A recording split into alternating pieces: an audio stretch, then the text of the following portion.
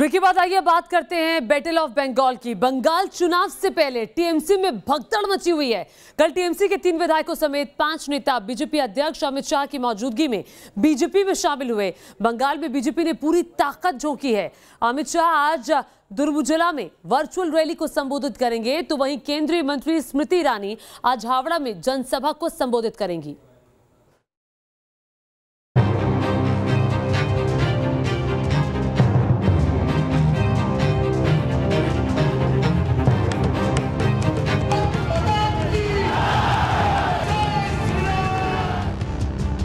पश्चिम बंगाल को फतेह करने के लिए बीजेपी ने पूरी ताकत झोंक दी है। पार्टी ने एक तरफ रैली और जनसभाओं का दौर तेज कर दिया है, तो वहीं ममता के करीबी और टीएमसी के बाकी नेता एक एक कर बीजेपी में शामिल हो रहे हैं। शनिवार को एक बार फिर ममता बनर्जी को बड़ा झटका लगा, जब उनकी पार्टी के 3 विधायकों समेत 5 नेताओं ने बीजेपी का दामन थाम लिया। ममता सरकार में मंत्री रहे राजीव बनर्जी, विधायक वैशाली डालमिया और प्रवीर घोषाल समेत हावड़ा के पूर्व मेयर रथिन चक्रवर्ती और पार्थ सारथी ने गृह मंत्री अमित शाह की मौजूदगी में बीजेपी की सदस्यता ली। बंगाल के तरक्की के लिए बंगाल में स्पेशल पैकेज, नौजुवानों के हाथ में काम, बेरोजगारों को काम और रोटी कपड़ा और मकान, बंगाल के एक अलग तरीका से तरक्की हो, यही चाहता हूँ। बस सोनार बांग्ला बनेगा, मोदी बनाना ही है। मोदी जी का नेतृत्व में, अमित शाह जी का नेतृत्व में एकदम से बनाना है। पश्चिम बंगाल में बीजेपी के प्रभारी कैलाश विजयवर्गीय और पार्टी उपाध्यक्ष मुकुल रॉय इन 5 नेताओं को कोलकाता से बाकायदा विशेष फ्लाइट से लेकर दिल्ली पहुंचे। बताया जा रहा है कि आज हावड़ा में केंद्रीय मंत्री स्मृति ईरानी की होने वाली रैली में भी ये सभी 5 नेता बीजेपी का मंच शेयर करेंगे। देखिए, टीएमसी में हम लोग बहुत आशा लेके आए थे, लेकिन कुछ भी नहीं हो पाया। पब्लिक का कुछ सेवा भी नहीं कर पाई, लेकिन उन्होंने पूरा रेस्पेक्ट देके बाकायदा हम लोग को चार्टर फ्लाइट से लेके आए, हम लोग से बैठे, बात किए, हम लोग को यहाँ पे ज्वाइन करवाया।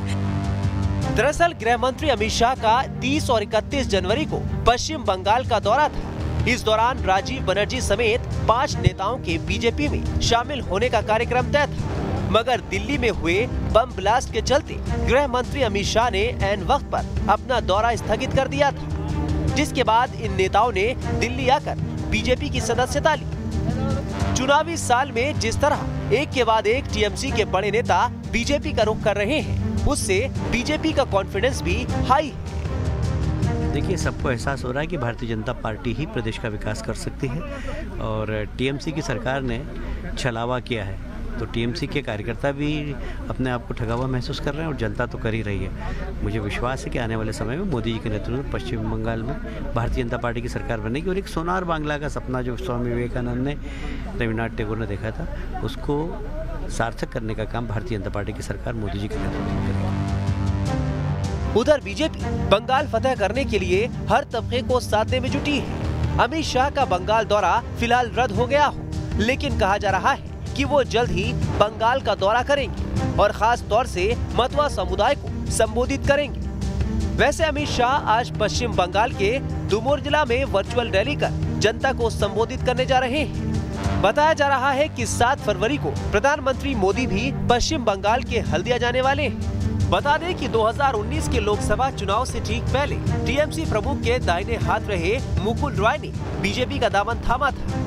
उसके बाद से टीएमसी के बाकी नेताओं का बीजेपी में जाने का सिलसिला जारी है। 19 दिसंबर को शुभेंदु अधिकारी समेत टीएमसी के 7 विधायकों और 1 सांसद के बीजेपी में शामिल होने के बाद इसमें काफी तेजी आई है। Team news nation.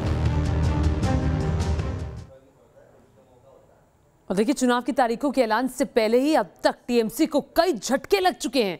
एक छोटे से ब्रेक के लिए रुक रहे हैं।